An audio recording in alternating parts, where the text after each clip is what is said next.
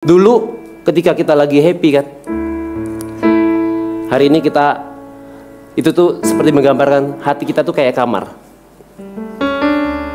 Kesibukan, karir, harta, hobi, sampai Tuhan sang pemilik hati kita itu sebenarnya udah gak punya tempat lagi di hati kita. Tapi ketika duka cita itu datang, mungkin yang namanya cedera, dipecat, yang namanya diputus kontrak, yang mungkin namanya diputusin pacar, kan situasi itu kita sedih. Teman pergi, nggak jalan-jalan lagi, kesibukan mulai nggak ada, hobi mulai nggak ada. Sehingga saya mau katakan begini, ada ruang yang menganga, yang ternyata sebenarnya Tuhan itu tunggu-tunggu. Ya, karena kita terlalu banyak selama ini mengisi hati kita yang bukan dari Tuhan. Makanya Tuhan berusaha masuk. Alkitab bilang, lihat, aku berdiri di depan pintu, aku mengetuk. Dia bukan jenis orang yang mendobrak pintu hati kita. Walaupun hati kita itu sebenarnya punya dia loh. Ya. Makanya kadang-kadang Tuhan tuh ya harus pakai masalah. Tuhan pakai yang namanya duka cita, pengkhianatan, air mata.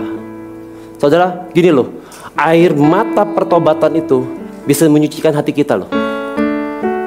Kadang-kadang kalau kita menangis, hancur hati sama Tuhan, Tuhan, kenapa ini bisa terjadi? Hati aku sakit loh Tuhan. Aku gak bisa terima loh situasi seperti ini. Tahu gak? Di momen itu sebenarnya saudara sedang dipulihin sama Tuhan. Jadi ketika teman saudara meninggalkan saudara, kesibukan saudara sudah mulai kurang, saudara udah gak punya apa-apa, saudara seakan-akan masuk dalam lembah kekelaman. Di situ ruang hatimu mulai kosong. Dan di situ Tuhan bilang, aku bisa masukkan sekarang.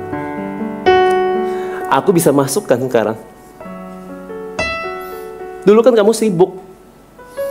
Dulu kan kamu manajer. Dulu kan kamu pergi sama teman kamu terus. Tapi sekarang aku bisa masukkan. Kata Tuhan tuh begitu saudara. Itu yang pernah saya alami. Ketika saya mengalami kesedihan yang paling mendalam.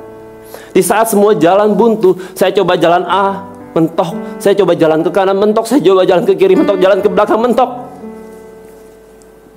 Di titik itulah saya belajar melihat ke atas.